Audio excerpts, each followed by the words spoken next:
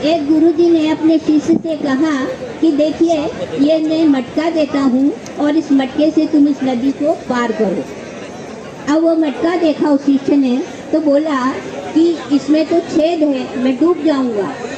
तो बोले इसमें डूबने की क्या बात है, धीरे धीरे चले जाओ, छोटा सा छेद है, कोई फर्क नहीं पड़ता है, आप निकल जाओगे, पार हो जाओगे। तो बोले कि नहीं, ऐसा नहीं हो सकता है।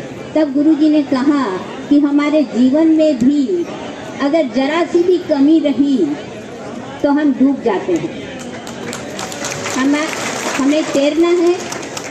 हमें तैरना है तो हमारा एक एक उद्देश्य जीवन का नैतिकता से पूर्ण होना चाहिए। हम नैतिकता से भरे पड़े रहेंगे, सभ्यता के पीछे दौड़ेंगे, विकास को अपनाएंगे, लेकिन उसके साथ साथ हम नैतिकता के जो भी कार्यकलाप है उनका ध्यान रखते हुए आगे बढ़ेंगे तो शायद हो सकता है कि हम बहुत विकास करेंगे। आप लोगों ने बहुत विकास किया है, ये हम आए दिन न्यूज़पेपर में पढ़ते भी हैं, जानते भी हैं, बहुत विकास हुआ है, अच्छे पढ़ लिख रहे हैं। यही कॉलेज से मैंने कॉलेज पास किया है और इसमें हम 5 लड़कियां ही फाइनल में थी और आज एक पूरा गर्ल्स कॉलेज है। ये हमारे लिए गर्व की बात है।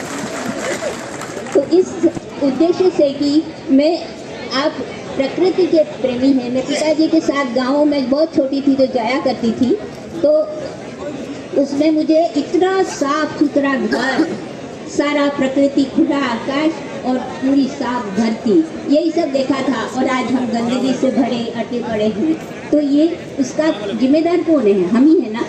और इसी को हमें पाटना है, इसी को हमें दूर करना है। कोरोना जैसा हालत हमारे दोबारा न आए, इसके लिए हमें सचेत रहना है। किसी तरह की कोई बाहर की गतिविधियां हम पर हावी न हो जाए, इसके लिए भी हमें सावधान होना है। ये हम तभी कर सकते हैं जब हम अपने आप को पूरा पूर्णतः बनाने में सशक्त हो जाएं। हम पूरा मानसिक, आत्मिक और शारीरिक दृष्टि से पूरे सशक्त बने, तब जाकर के हम अब कुछ भी कर सकते हैं। और इसके लिए हमें कुछ बुराइयों को त्यागना बहुत ज़रूरी होगा। आप लोगों का जो पूरा आपकी जो संस्कृति है वो बहुत ही अच्छी संस्कृति है, पर उसमें एक घोटाना नहीं पसंद है। घोटाना अच्छी बात नहीं है। अगर आप उस पर चिंतन करके और उसे छोड़ने का प्रयास करेंगे तो बहुत ही अच्छा होगा। बाकी सब कुछ अच्छा है, क्योंकि नोतरा भी आपका एक सहयोग है, नोतरा भी आप सहयोग करते हैं एक दूसरे को पैसा देकर। और ये इस तरह की बहुत अच्छी संस्कृति है। इस संस्कृति को बनाए रखिए, लेकिन घोटाना से मुक्त हो जाइए। ये हमारे पिताजी का भी इच्छा थी, हम भी आपके लिए निवेदन करते हैं। और इसीलिए मैं आज उनकी तरफ से ही पिताजी के आशीर्वाद को भी यहाँ खड़ी हूँ और मैं कुछ आपसे कह सकती हूँ। धन्यवाद।